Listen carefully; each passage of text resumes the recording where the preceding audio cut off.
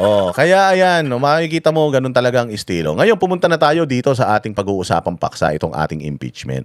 Tatlo na taga-NBI, tatlong sinungaling yung ipiniresenta nila. Nagpresenta pa ba sila ng iba? Hindi na.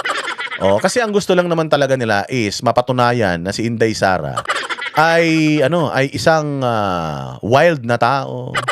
Si Inday Sara ay isang hindi stable ang kanyang isip, mainitin ang ulo, hindi siya karapat-dapat sa posisyon dahil masyado siyang matapang, pati ang presidente, pinagbabantaan niya. Kung ang presidente nga, pinagbabantaan niya eh. Yung pa kayang mga normal na tao, hindi ba? O, yun yung gusto nilang paikot-ikutin. Kaya nga, naglagay sila dyan ng tatlong sinungaling para mag-collaborate at sabihin sa taong bayan. Sabi nga, 'di ba si Matibag paulit-ulit na sinasabi niya, hindi na 'yun hindi na 'yun na parang ano ba 'yun yung basta may sinasabi niya yung plan, yung mga ganun eh. Yung plan daw niya hindi na para sa Pilipinas eh. Hindi na niya ang plano ni Inday Sara hindi na para sa mga Pilipino. Ang plano na niya is pagpatay na presidente. Tapos ito naman Bobong Erwin Tulfo nagtanong, sabi naman ng Bobong Erwin Tulfo. So itong mga kinontrata, walang usapin ng kontrata, walang kontrata.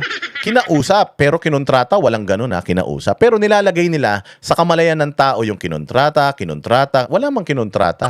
Kasi ano naman niya, kinausap. Sino ba yung kinausap ni Inday Sara? O, lagyan na natin, sino ba yung kinontrata ni Inday Sara? Ano ba to? Gun for hire ba ito? Ay, Nobel Tulyaw dyan sa Amerika, watching and listening to you while cooking. Oy, yung niluluto mo, ha?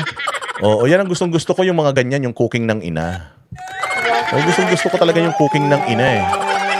Di ba kayo din ganun? Gustong-gusto nyo rin yung cooking ng ina nyo? Di ba? Ang sarap-sarap kaya ng cooking ng ina.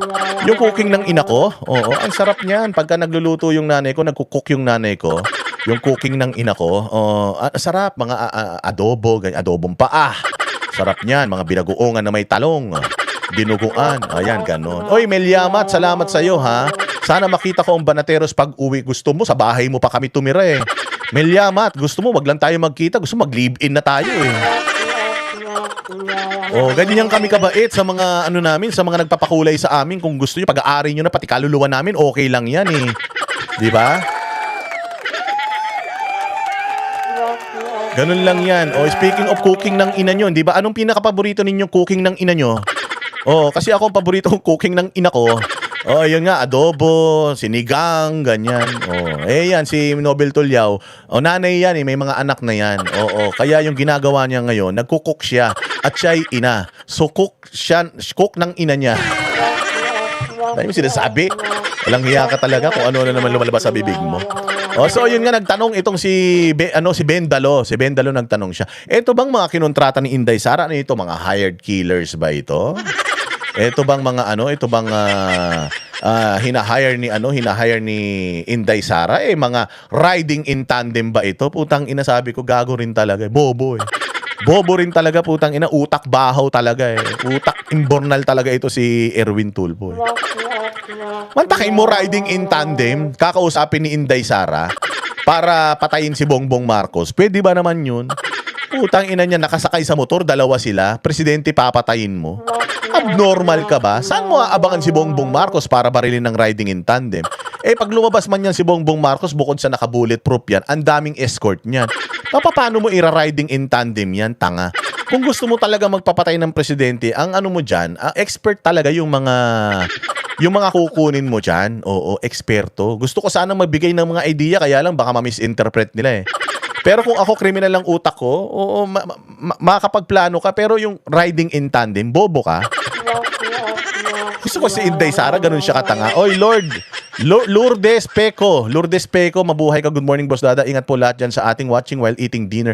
Adobo in tinolang tanglad. Ay, ang sarap naman ng tinolang tanglad. Kaya lang, ang hirap kainin niya na. Tanglad yung kinakain mo. Tinola na may tanglad siguro yan. Sarap naman. Aga-aga eh. Oh, mabuhay ka kay Sean Yulin. Pucha, may Koreano pang nanonood sa atin na si Sean Yulim. Anyong sa'yo dyan sa Korea. Salamat sa inyong pagpi-pledge. Oh, wag kayong mag-alala, mamimigay ako helmet. Oh, yung mga binibigay ninyo, itutulong din natin 'yan para para masaya. O sabi nga nito, ang dapat niya kay BBM, mangkukulam. Kung mga ganun, mangkukulam, manananggal, tikbalang ang mga i-hire mo, baka magtagumpay ka. Pero kung mag-hire ka ng riding in tandem, putang ina niyan, baka mauna pang mamatay si Bongbong, hindi pa yung riding in tandem na kinuha mo para pumatay kay Bongbong, baka hindi pa nila nailalatag yung kanilang plano. Baka patay na yung tao dahil sa sakit, walang hiya. Bobo talaga ito si Erwin Tulfo eh. Pwede mo naman sabihin, sino ang kinontrata ni Inday Sara? International assassin ba ito? Si John Wick ba ito? Si Jason Bourne ba ito? Si James Bond ba ito? Si Beekeeper ba ito? Napanood nyo yung Beekeeper sa Netflix? Ang galing. Putang ina talaga niya ni Jason Statham. Putya, satanas talaga si Jason Statham. Natapos na yung buong pelikula, isang beses pa lang siya nasasapak. Mantakin mo, ang kalaban niya, sandamukal, 1,000, isang beses lang siya nasuntok. Ang galing talaga ng artista na yan. O Eli Limon, malabanan, mabuhay ka dyan sa Amerika, ha? O yung mga malabanan, mayayaman yan. O dito sa Pilipinas, ang trabaho ng mga malabanan, humihigop ng mga tae sa Poso Negro, pero putang yayaman ng mga yan. Oh, di ba Bopols talaga yan sila Tulpo eh. Mga gunggong talaga. So ang ginagawa lang nila mga bossing, ang ginagawa lang nitong mga ito ay talagang patunayan na si Inday Sara masamang tao. Gustong-gusto ng tao yun eh, di ba? Gustong-gusto ng mga tao. Junaline Angob, salamat sa iyo ha dito sa Pilipinas. God bless you. Pambili na ng bigas, ibinigay mo pa, mabuhay ka. Ha? Bigyan kita ng ano. Di ba? Oh, so ayan na nga, tatlo ang kanilang kinontrata. Sabihin na rin natin kinontrata. Kinontrata yung tatlo na yan para itong si Inday Sara sirain ang kanyang reputasyon. Paano mo sisirain yung reputasyon ni Inday Sara? Paano mo sisirain yung reputasyon ni Inday Sara? Ang galing-galing ni Inday Sara.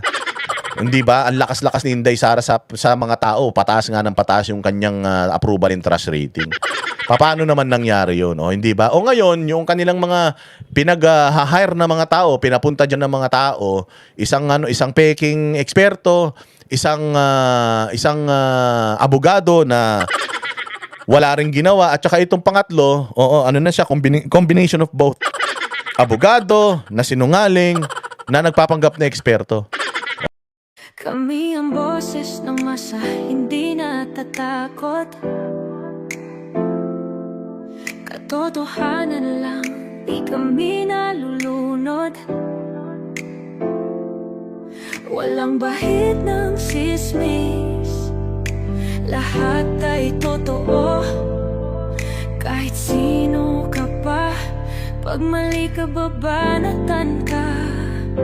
Walang pinipili kulay, wala kaming kinikilingan. Basta para sa bayan, kami lalaban.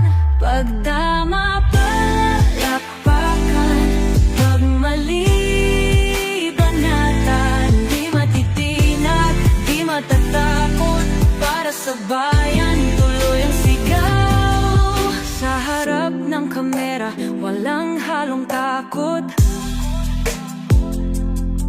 Mga baluktot, lahat kayo'y tutumba. Ang hustisya at totoo, yun lang ang mahalaga. Kahit sinong harang, di kami matitinag. Walang pinipiling kulay, wala kaming kinikilingan. Basta para sa bayan, kami lalaban. Pagtama palakpakan, pag mali banatan. Di matitinag, di matatakot, para sa bayan tuloy ang sigaw. Kung nasa tama ka, ikaw ay aming kasama. Pero pag mali ka, handa